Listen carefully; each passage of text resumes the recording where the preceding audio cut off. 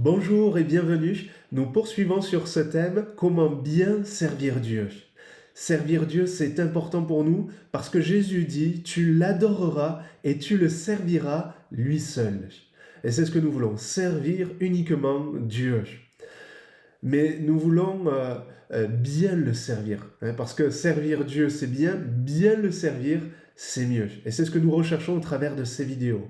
Pour ceux qui n'étaient pas là, nous avons fait une première partie, et je vous mets le lien pour récupérer ce que nous avons vu ensemble. Dans cette première vidéo, nous avons vu qui doit être l'objet de notre service pour bien servir Dieu. L'objet de notre service, ce doit être uniquement Dieu, uniquement Jésus-Christ. Faites tout pour la gloire de Dieu. Voilà ce que la Bible nous dit. C'est ce que nous voulons.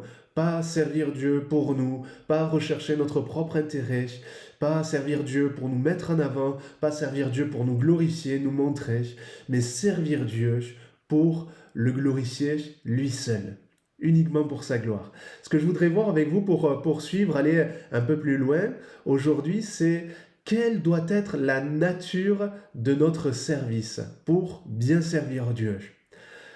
Regardez avec moi ce verset dans l'évangile de Jean, chapitre 3, verset 6. Ce qui est né de la chair est chair, et ce qui est né de l'esprit est esprit. Voilà la véritable nature du service pour Dieu, du service qui est bien fait pour Dieu. Il est essentiellement spirituel. Il doit être spirituel, notre service pour Dieu. Et pour comprendre, regardez, venez avec moi dans Romains chapitre 8, verset 6. L'affection de la chair, c'est la mort, tandis que l'affection de l'esprit, c'est la vie et la paix.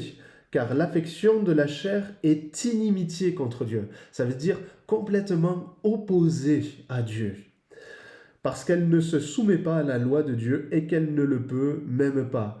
Or, ceux qui vivent selon la chair ne sauraient plaire à Dieu.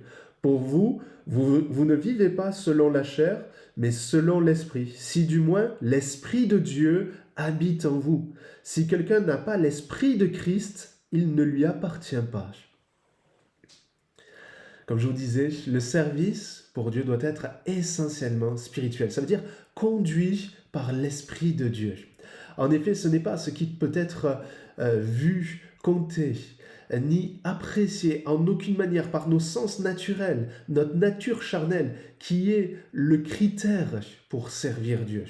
Mais ce qui en est le critère, c'est ce qui est l'œuvre pure et unique de l'Esprit de Dieu en nous. C'est ce qui m'amène à dire que le service pour Dieu est réservé uniquement aux enfants de Dieu. Le service pour Dieu est réservé à ceux qui ont fait la paix avec Dieu, à ceux qui sont réconciliés avec Dieu, à ceux qui ont accepté Jésus comme leur sauveur, leur Seigneur, et qui sont passés par la nouvelle naissance, qui ont fait cette expérience et qui ont reçu l'Esprit de Dieu. Parce que si on n'a pas fait cette expérience, nous l'avons lu. Ceux qui vivent selon la chair ne sauraient plaire à Dieu. On ne peut pas servir Dieu en étant séparé de Dieu. On ne peut pas servir Dieu en étant conduit par nos propres capacités, forces intellectuelles ou physiques, par uniquement notre propre nature, notre nature charnelle. Tout cela, ça ne plaît pas à Dieu. Ce n'est pas possible de bien servir Dieu avec notre nature charnelle. Pour bien servir Dieu, il nous faut une autre nature, il nous faut cette nature spirituelle en nous que Dieu veut donner à chacun de nous quand on se tourne vers lui, quand on exerce notre foi en lui. C'est ce que Jésus développe dans l'évangile de Jean, chapitre 3, ce verset que nous avons lu. Jésus parle à un homme religieux qui avait de grandes connaissances religieuses, mais qui n'était pas passé par cette expérience dont il avait besoin pour être sauvé, pour entrer dans le royaume de Dieu et pour être un serviteur utile, efficace entre les mains de Dieu. La nouvelle naissance, recevoir l'Esprit de Dieu.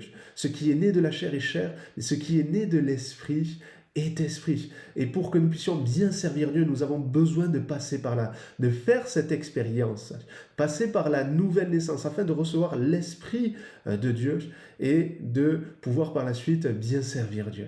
Mais une fois que nous avons fait cette expérience, ce qui est important, c'est de veiller à continuer en servant le Seigneur, à garder notre communion avec Dieu, notre attachement à sa parole, notre communion avec l'Esprit de Dieu, notre écoute de l'Esprit de Dieu, du Saint-Esprit, notre obéissance au Saint-Esprit pour servir d'une manière spirituelle. Parce que si on ne veille pas, vous savez, en tant que chrétien, même si on a fait une expérience dans le passé, même si on a donné notre vie, notre cœur à Jésus, si on ne veille pas, on peut vite devenir un croyant, un chrétien charnel.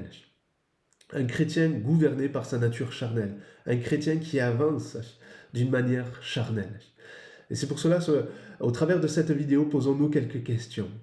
Est-ce que j'ai fait la paix avec Dieu? Je veux servir Dieu. Servir Dieu, ça m'intéresse. Mais est-ce que j'ai fait cette expérience de la nouvelle naissance? Est-ce que j'ai reçu l'Esprit de Dieu? Est-ce que j'ai accepté Jésus comme mon Sauveur et mon Seigneur? Et puis, si j'ai fait cette expérience, posons-nous cette autre question. Est-ce que aujourd'hui, après cette expérience, après mon engagement, le baptême, est-ce que je sers toujours le Seigneur d'une manière spirituelle? Est-ce que je laisse le Saint-Esprit gouverner, diriger ma vie? Est-ce que j'ai vraiment cette communion quotidienne avec le Seigneur Jésus?